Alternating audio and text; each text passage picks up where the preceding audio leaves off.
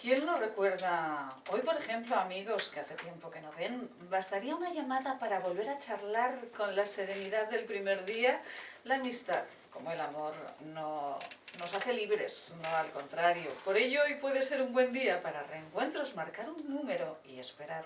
Si no hubiese respuesta, también sería una gran alegría, pues seremos sabedores de aquella gran afirmación del poeta romano: amistad que acaba no había comenzado. María Jesús Lorente, muy buenos días. Muy buenos días, cuánta razón. Tenía el poeta, ¿verdad? Tenía el poeta, es verdad. Es verdad, a veces, ha ocurrido hace un momentito con Miguel Franco, ha sido un encuentro, trabajamos juntos en el Bajo Aragón durante muchísimos años, hacía muchísimo tiempo que no hablábamos, pero esto nos ocurre a diario. Hay amigos, amigas, personas con las que hemos trabajado, hace mucho que no vemos, y es marcar un número y como si no hubiese pasado nada. Tiempo. Sí, sí, están ahí.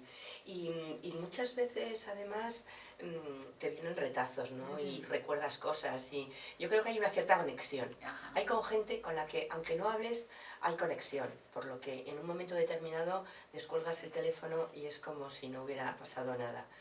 Y es cierta la frase de cuando ya has cortado y no vuelve a haber nada, es que no tenía que haber empezado. Es que es cierto, es que por mucho que lo intentes, por mucho que te hagan llamadas, son llamadas de compromiso. Exacto. Y efectivamente, y yo soy una defensora de los amigos y me siento muy querida por mis amigos y cuido mucho a mis amigos, porque incluso cuando estás en un sitio que no es el tuyo y lejos de tu familia, quien te cuida y quien se ocupa de ti son tus amigos. Y es, yo digo que a la familia se la tiene y a los amigos se los elige. Exactamente así es.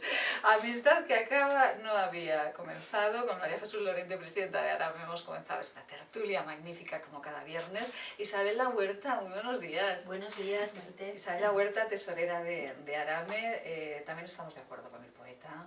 Totalmente. Además, en la vida en la que nos encontramos, que estamos continuamente de un lado para otro, muy agitados, y al final, cuando echas un poco marcha atrás en la memoria y recuerdas, ¿y de fulanito qué será? ¿Y qué ha pasado? Y luego ves que un encuentro fugaz o una llamada telefónica te vuelve a colocar en el mismo sitio en el que estabas hace años. Eso es lo más maravilloso de la amistad. Pero es verdad que no siempre todas merecen la pena, ¿no? Las que hay que cortar a tiempo, pues se cortan, y el resto pues que sigan y fluyan adelante hasta el final del mundo. Exactamente, porque la amistad, yo decía en la editorial, la amistad no tiene reproches, tiene mucho respeto y mucha libertad. Es como el amor, o sea, el amor no te ata, sino que te hace más libre todavía, ¿no? Eso es. Es que a veces cuando confundimos el amor con posesión, lo tenemos entonces que denominar como esclavitud, ¿no? El amor que te posee, el amor que no te hace tuyo, sino que te hace del otro, es amor que corta la libertad, y desde ese momento que anula tu personalidad es algo que no es bueno, y si no es bueno no lo podemos amar. Ya, amor es algo tóxico, es algo que nos hace daño, y que tenemos que cortar de raíz, como decía Isabel. Entonces, bueno, yo creo que eso también pasa a veces con las amistades. Exacto. Tenemos amistades que son peligrosas, como la película, como la película. Muy tóxicas. O que son muy tóxicas, ¿no? Y que a veces nos cuesta salir de ese enredo que tenemos por muchos motivos, ¿no? Porque, bueno, la rutina, o por el qué dirán, o por la pereza, o por muchas situaciones. Pero hay que saberle poner freno y ponerle barreras, ¿no? A esa amistad peligrosa que nos termina haciendo daño, o que nos puede arrastrar a una situación no querida y no deseada. Totalmente de acuerdo. Totalmente de acuerdo.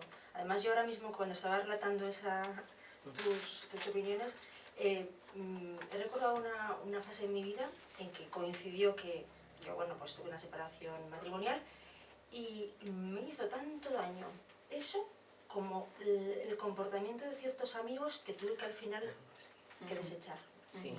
Y en ese momento tan duro, valorar qué puede ser más importante y darle tanta prioridad a los amigos como a esa estabilidad de pareja, me pareció que finalmente, vamos, estaba dando una importancia a esas personas que no me merecían la pena, que tenía que poner un final. Y me costó muchísimo, muchísimo, porque no puedes hacerte la idea de unas personas que han estado cerca de ti que se comporten tan mal. Y al final, o sea, cuando rompí y finalicé con aquellas relaciones, me quedé muy descansada. Pero me costó, como digo, me costó. Cuesta, pero al final llega la serenidad, porque es verdad que cuando hay reproches, cuando hay falta de libertad, cuando no hay comprensión, vamos a ver, a un amigo le dices, bueno, es que necesito un poco de aire, dame un tiempo, pues ya si el amigo lo tiene que entender. Exacto. Sí. Ahí es cuando se valora, se diferencia el bueno del malo. Sí, sí. Efectivamente. Y luego que hay también comportamientos muy dañinos y en según qué momentos de tu vida, cuando estás más sensible, pues esperas todo lo contrario y finalmente, pues bueno, hay personas que los comportamientos los repiten y cuando lo ves hacer para otras personas y piensas que a ti no te va a llegar, pues al final te llega. Y bueno, esto trasladado al mundo de la empresa, porque con dos directivas como tenemos aquí, yo estaba ya dándole, poniendo ejemplos. Exactamente, esto trasladado al mundo de la empresa, bueno, pues también sucede, ¿no? Todos los días. Jesús, puñaladas por delante y por detrás. Uno se da la vuelta y ya le han dado, ¿no? A veces ni eso. A veces ni dar la vuelta. No, sin dar la vuelta. A veces sin dar la vuelta. Pero esto de, hay que, una cuestión que se me ocurre, hay que dar mucha confianza en las personas con las que trabajamos. La amistad es incompatible con lo profesional. No hay que mezclar la amistad con el trabajo, aquello que se decía siempre. Sí. ¿Esto es así? Sí, yo creo que sí. Yo he visto malas gestiones, una mala gestión de una organización porque han confundido la amistad dentro y fuera de la empresa. Claro, cuando tú te vas a tomar copas con compañeros de trabajo y eres el jefe y luego tienes que al día siguiente pues dar órdenes, sancionar o poner a alguien en su sitio y por la tarde, por la noche has estado pues encima de una mesa con la corbata al cuello, claro, no, o sea, como que no. Entonces, estoy pensando sobre todo, bueno, todas lo sabéis, esas cenas de Navidad, ¿no? Donde tantas meteduras de pata y tantos problemas se ocasionan. Yo creo que hay que saber ser jefe y tener la postura de jefe. Y tienes que saber luego ser amigo de tus amigos. ¿Y trabajo y amistad se puede hacer? Pues por supuesto, pero cada uno en su sitio. Yo tengo el ejemplo con mi pareja. Nosotros llevamos 30 años de pareja y llevamos 22 años siendo socios. O sea que... Y no es sencillo, ¿verdad? Y no es sencillo. Y hay que marcar unas pautas. Pero hay que marcar unas pautas. Y yo sí que te puedo decir que hay clientes que todavía no saben ni tan siquiera que somos pareja. ¿Por qué? Porque estamos trabajando y somos dos socios y si nos tenemos que decir lo que sea y tenemos que hablar, Isabel lo sabe y nos ha visto, estamos trabajando, pero no somos pareja en ese momento, se nos olvida que somos pareja. Entonces yo creo que así sí que puede funcionar, sobre todo en las empresas familiares, donde están los padres, donde están los hijos, donde está el padre con los hijos, donde está el abuelo, el padre y la hija, donde conviven 3 generaciones. Tienes que saber distinguir muy bien lo que es familia, lo que es amistad y lo que es trabajo. Si lo sabes llevar y lo sabes hacer bien, van bien las cosas. Cuando mezclan esos sentimientos, mal, porque luego las decisiones que se toman mal. Porque se toman desde la emoción y no desde se toman desde el chantaje emocional. Exacto. Se toman desde el chantaje emocional. Esto es. Y desde la competencia entre uno y otro, por ejemplo, entre hermanos. Pero tú haces esto, es que lo haces mejor que yo, porque siempre han estado compitiendo desde pequeños cuando se pegaban y el juguete es mío y te lo quito porque es mío. Entonces, eso al final, cuando no lo sabes desarrollar en un ámbito en el que tiene que ser distinto, que es un escenario empresarial y no es un escenario de tu casa, ni en el patio del recreo, pues entonces ahí surgen las diferencias porque no te sabes colocar en el lugar que te corresponde. Y a nivel de bueno, pues simplemente trabajadores con sus propios directivos o jefes, yo creo que es lo mismo. O sea, yo no estoy de acuerdo para nada en ejercer una dictadura o ejercer un poder de dirección que vulnere cualquier tipo de derecho, de respeto, ¿no? Pero sí que es cierto que hay que decir las cosas como son, sin actitud y sin intentos de dejar a nadie, pero sobre todo con una tranquilidad y una forma de resolverlo en conjunto, en grupo, con compañerismo. Y de forma profesional, ¿no? Hay responsables de recursos humanos en empresas aragonesas, pues estamos en Aragón, de todo el mundo, que tienen como norma nunca contratar a personas que son amigas o familiares. Sí que es cierto, hay empresas donde eso lo lleva la rajatabla. Yo he vivido situaciones en alguna empresa Estoy pensando en la hostelería en concreto y en un punto del Pirineo y no quiero decir nada más, que se mantenga el anonimato, hasta ahí puedo leer. De cuyo nombre no quiero acordarme. Entonces en este hotel, claro, trabajaban hermanos, hermanas, primos, cuñados, parejas. Hubo un lío de uno que se lió con otra y entonces los pilló la mujer. Bueno, pues imagínate, o sea, ahí no estás trabajando, se está peleando la gente, ocurre una separación. Entonces, ¿con quién me pongo? ¿A favor de quién? Los cónyuges que se han separado, la pareja que está separada sigue trabajando y luego va el excuñado con el cuñado y entonces resulta que nos estamos peleando por la patria potestad del sobrino o no me has dejado. Es muy complicado, ¿eh? O sea, los temas familiares cuando entran dentro del ámbito de la empresa es muy complicado. Lo que ocurre que es cierto que Aragón, el tejido empresarial aragonés, es eminentemente de empresa familiar, es pequeña. Las empresas normalmente somos empresas familiares y sí que es verdad que además en núcleos de población, de pueblos, de comarcas, pues quien va a ir a trabajar, pues casi todo el mundo se conoce o es familia. Entonces es muy difícil gestionar, si ya es difícil gestionar los recursos humanos, que nos cuestan un montón, pues imagínate cuando además ahí hay lazos de afinidad o consanguinidad, ¿no? Lazos directos o por vía de matrimonio. Y entonces sí que es cierto que muchas empresas, si entra alguien a trabajar, pues el otro cónyuge lo tiene prohibido.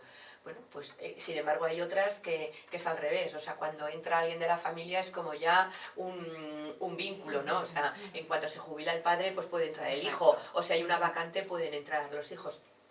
Nunca sabes a veces lo que es mejor.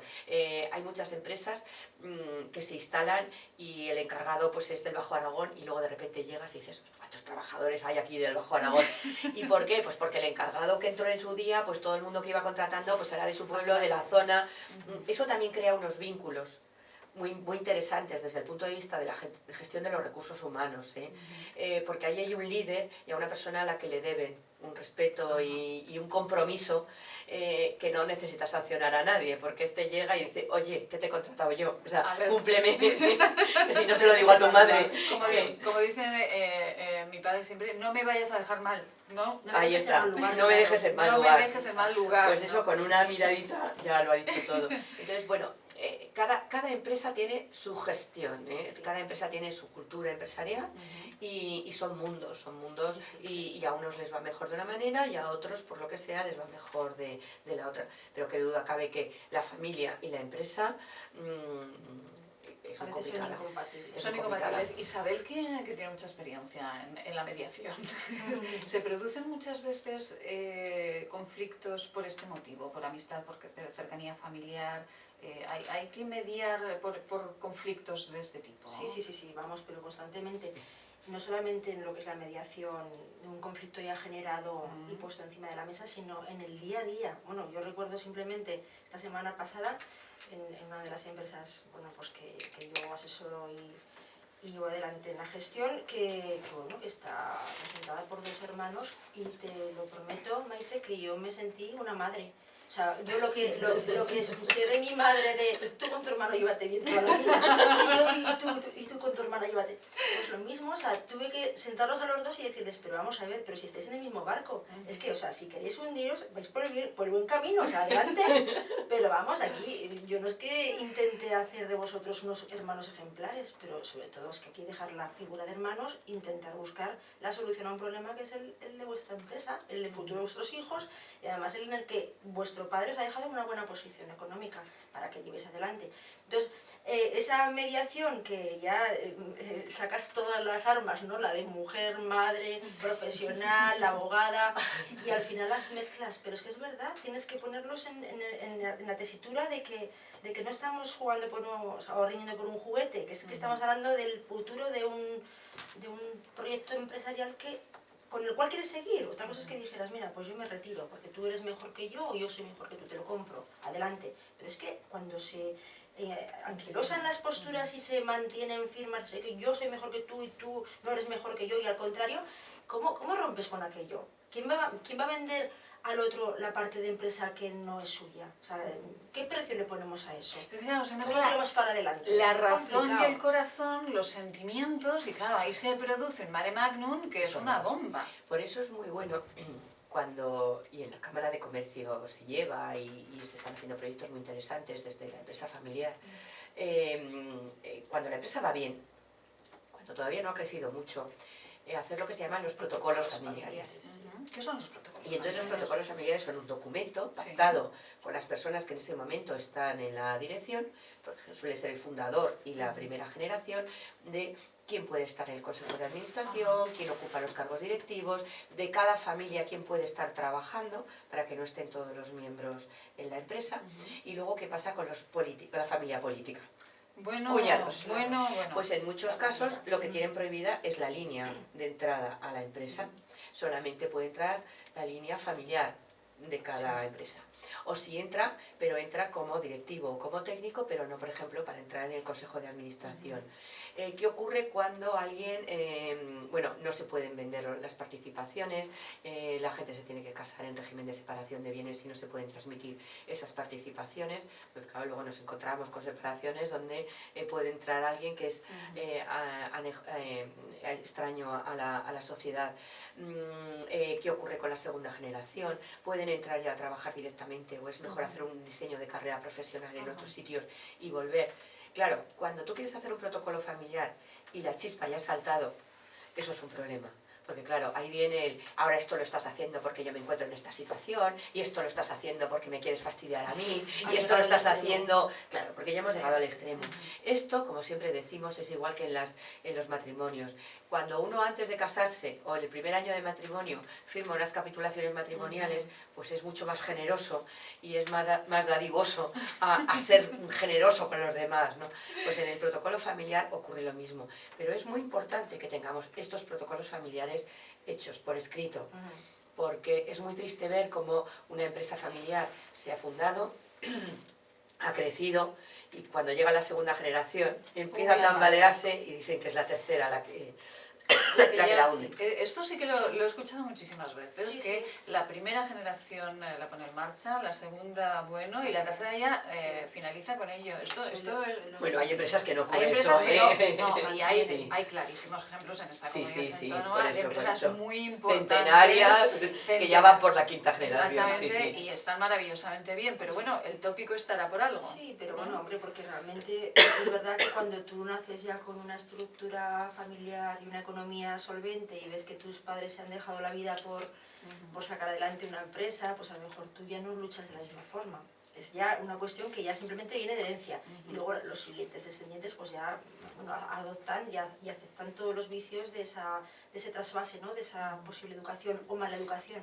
Pero sí que yo creo lo que decía María Jesús en cuanto al protocolo familiar, me parece una medida precautoria muy válida y sobre todo tendrían que hacerla todas las empresas, pero como hacer una escritura de constitución de una sociedad cuando se constituye el notario, a la par de ello hacer un protocolo familiar y profesional, porque además es que de esa manera regulas hasta en el caso de que te quieras salir de allí, cuál es el precio que voy a poner a mi participación, porque efectivamente luego las especulaciones siempre son manejables a la hora de, no, porque ahora cuánto valen las acciones, pues es que yo tengo tanto, pues me corresponde tanto, o incluso buscar la línea de que lo suyo valga más que incluso los de las otras personas, ¿no? Aunque sean en la misma estructura familiar. Dejar todo bien escrito, como decía María Jesús Lorente, presidenta de Arame, como cuando uno se casa, dejar todo bien escrito y bien especificado es lo mejor, y sobre todo cuando estamos hablando de dinero, de empresa, de futuro y de cuestiones y de empleos. Y de empleos. Estas empresas a veces se vienen abajo por un tema de mala gestión y estamos hablando de 15, 20, 25 empleos, gente que se va a la calle. Corren riesgos. Corremos el riesgo de no poner los consejos, así que no vamos a correr ese riesgo, los vamos a poner César inmediatamente, pero por cierto, María Jesús e Isabel, que son abogadas, que saben mucho, Isabel, que es mediadora del SAMA, Pero que no encontramos acuerdo con ni con el nuevo mediador de los autobuses de Zaragoza, No, se me pues, permita, lo encontraremos. No hay forma, tiene que llegar, me imagino. Sí.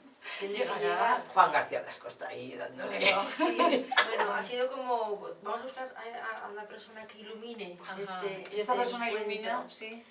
Hombre, es un buen profesional, es una persona que de derecho laboral sabe, vamos, uno de los mejores de Aragón, y desde luego creo que dará con la, vamos, con la pieza y la salida correspondiente para que culmine con este conflicto, que además me parece que está siendo muy mal gestionado, vamos, es una opinión particular, pero considero que tendría que haber sido resuelto muchísimo tiempo antes. Lo que pasa es que, bueno, aquí hay muchos intereses y, bueno, parece que hasta que no cae la fruta madura y hay que dejarla que madure. Por eso los conflictos también, hay una parcela muy importante que es el desarrollo y no sé, y el transcurso del tiempo es el que va poniendo a cada uno en su sitio. Y hasta que no llega el momento en el que tiene que darse la solución, no se va a dar la solución.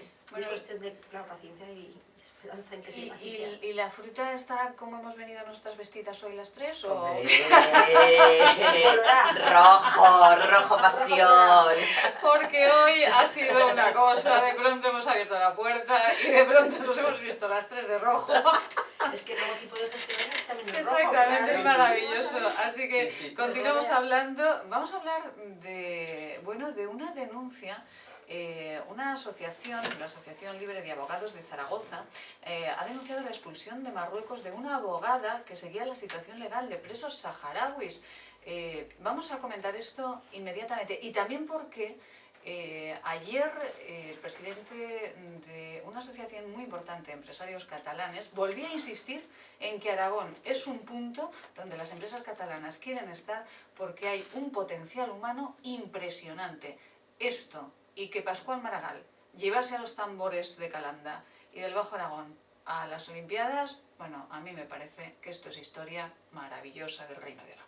Empresa, sobre los sentimientos, la mediación, y charlando también en esta mañana con María Jesús Lorente, con Isabel La Huerta, presidenta y tesorera de Arama, respectivamente, de una noticia que hemos conocido, además de una abogada que, bueno, es conocida por María Jesús y por Isabel.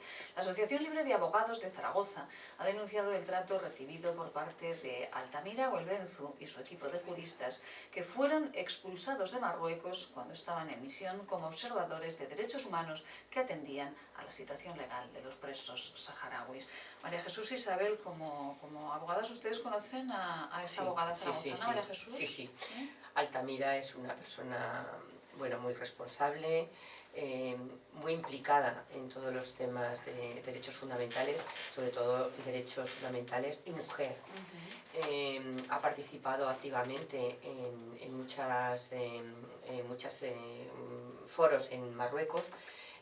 Sabéis que Marruecos llevó a cabo un proceso de la ley de familia y de la ley de divorcio, y Altamira además consiguió participar en esos proyectos, y es una mujer implicadísima en todos los foros de derechos fundamentales y contra la violencia de la mujer.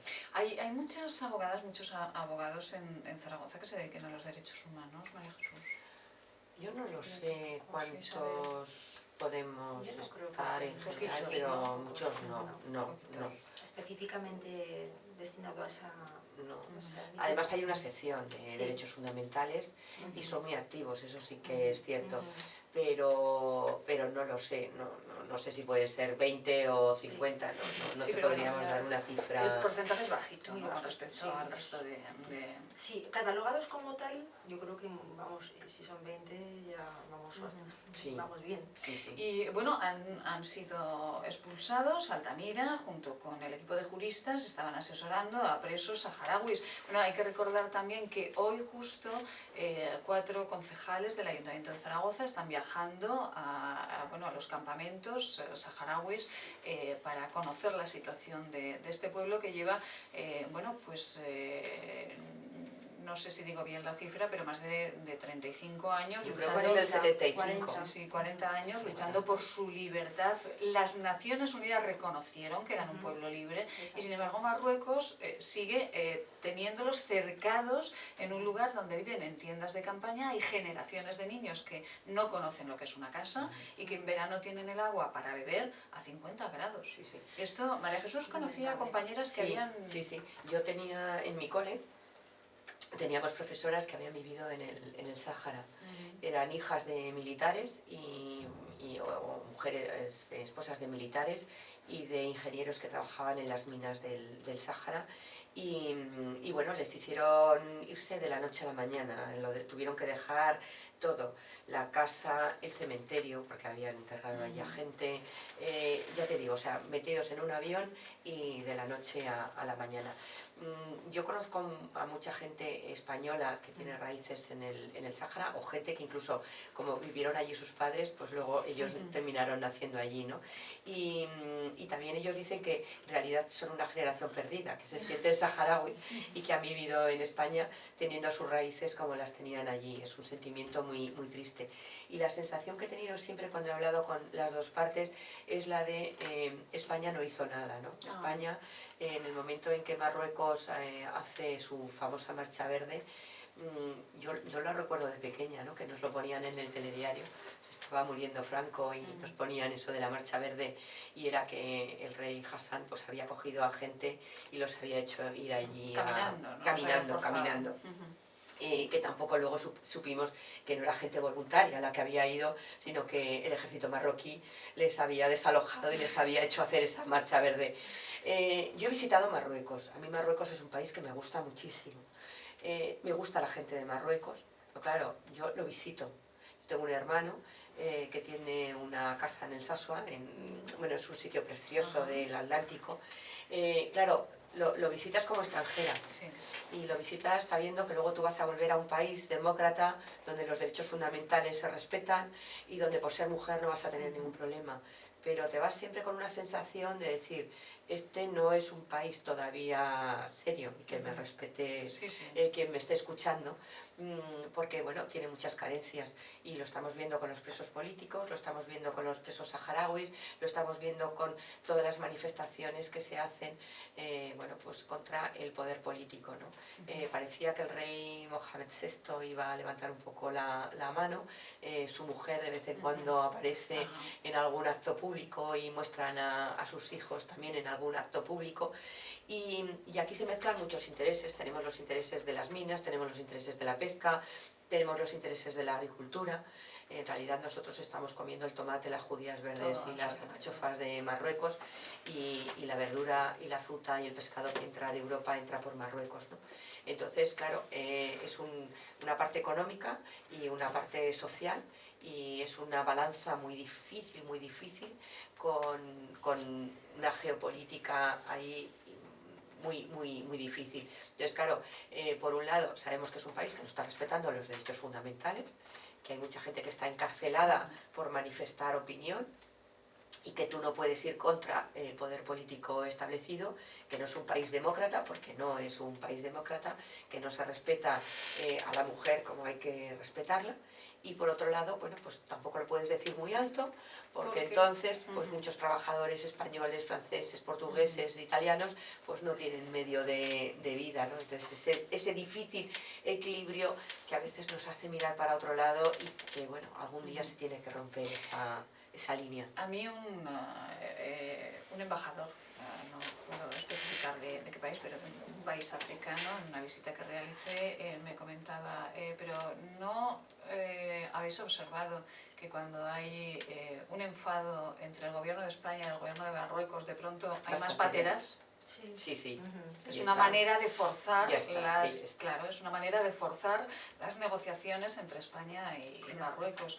Y es verdad que bueno, es un país, yo comentaba a Isabel y a María Jesús que conocía a una de las activistas del Frente Polisario, a Sukaina, una mujer cuyo delito fue ser hija de un poeta conocidísimo saharaui y cuyo delito fue decir que quería ser independiente, dar a luz a 4 hijos, la sacaron de su casa, estuvo 20 años perdida en las cárceles marroquíes, nadie sabía si estaba viva o muerta, afortunadamente vivió y ahora pues, por el mundo va hablando de este asunto, pero 20 años una mujer que no se sabía dónde estaba, porque de pronto aparece la policía marroquí y se la lleva a Isabel. Bueno, es que es lo que decía María Jesús, una falta de derechos humanos impresionante. Qué locura. Y las torturas que habrá vivido dentro de esa cárcel, o sea, y las vejaciones y la falta pero de... el resto del mundo no hace nada. Pues es lo que decimos, llevan 40 años así, y en tiempos, efectivamente, la ONU sí que propuso que incluso hubiese un referéndum, bueno, pero es que no les dejan libertad para actuar. Entonces, cuando hay una mano que le pesa y que está encima de ellos, y es Marruecos, porque en el momento en el que, bueno, murió Franco, sí que hubo ya una repartición del territorio, que fue a Mauritania y a Marruecos también. Luego ya ha ido todo, pues bueno, pues constantemente en una línea pues todavía incluso peor, ¿no? Pero bueno, que también es verdad que los políticos, los 13 políticos que estaban presos y que estaban en huelga de hambre, que iban 35 días, y ya se habían repetido actuaciones de ese tipo tiempo atrás, y es la manera de llamar la atención que tienen, porque saben que están allí totalmente aislados, que nadie les protege, que ni siquiera las organizaciones internacionales tienen interés por buscar la solución de su problema. Entonces la huelga de hambre es el único remedio de que eso al final trascienda y se vea afuera. Y que cuando aparece una abogada como Altamira Olbenzú, pues si molesta, pues la sacamos del país. Ya está. Claro, porque además luego, y no es la primera vez que esto ocurre, cuando alegan, porque bueno, luego puedes hacer la protesta delante de la embajada o delante del embajador, pero claro, te pueden decir, bueno, ha entrado usted de una zona militarizada y no tenía el permiso para poder entrar, ¿no? Entonces, pues fuera y punto. Aquí no se habla de nada más. Claro, cuando desde la ONU se pide que Marruecos tiene que poner encima de la mesa un censo de todos los saharauis para poder hacer ese referéndum, y Marruecos pues lleva 25 años o 20 años sin poner encima de la mesa ese referéndum, porque no se ha conseguido hacer el censo, ¿no? de quiénes eran los saharauis, o se discute quiénes pueden votar, si los de la primera generación, si ya la segunda generación, o las mujeres no pueden votar o no.